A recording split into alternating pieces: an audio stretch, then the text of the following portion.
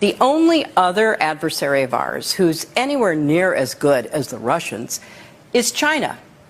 So why should Russia have all the fun? And since Russia is clearly backing Republicans, why don't we ask China to back us? I hereby tonight ask China. That's right. It was a coup to overthrow a democratically elected government, a coup carried out by the intelligence apparatus of this country, by the deep state, by Hillary Clinton and the Democrat Party. The new information that has been revealed by the Director of National Intelligence and by the FBI eliminates any scintilla of doubt about the intention, the premeditation, the planning and orchestration of this conspiracy.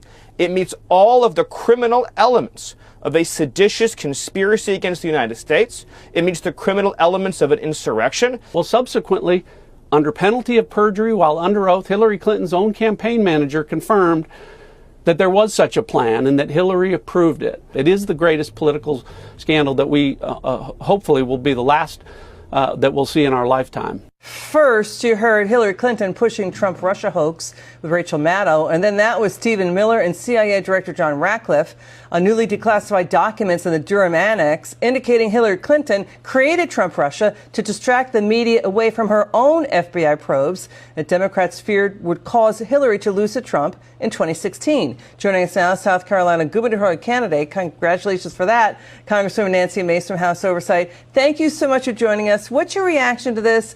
Hillary Clinton had to change the headlines because the FBI was probing the Clintons' serious conflicts of interest in their own pay-to-play scandals, that the Clintons were selling access to Clinton Foundation donors to have access to Secretary of State Clinton and the Obama State Department. What's your reaction to this?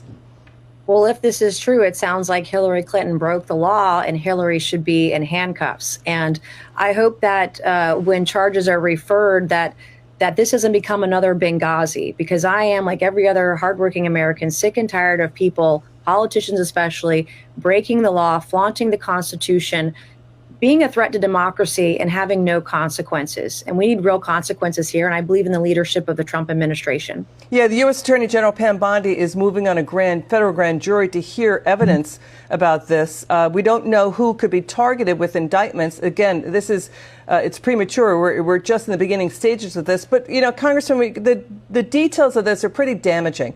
Hillary was in damage control in 2016. The FBI was investigating the, quote, grift and graft with the Clinton Foundation. That's what the media called it. The AP had discovered, listen to this, the AP discovered that more than half of the private individuals who met with Secretary of State Clinton in the first half of her tenure were Clinton Foundation donors. Those 85 donors gave a huge $156 million combined to the Clinton Foundation. Congresswoman, that's more than half of the Clinton Foundation's budget in 2015. And then you had nations like Saudi Arabia, Kuwait giving money to the Clinton Foundation, doing business before the Secretary of State Clinton, and Bill Clinton taking in massive speaking fees paid by entities with interest before the Obama White House. Sounds like a lot of pay to play, and we saw this with Joe Biden as vice president. This is the Democrat playbook.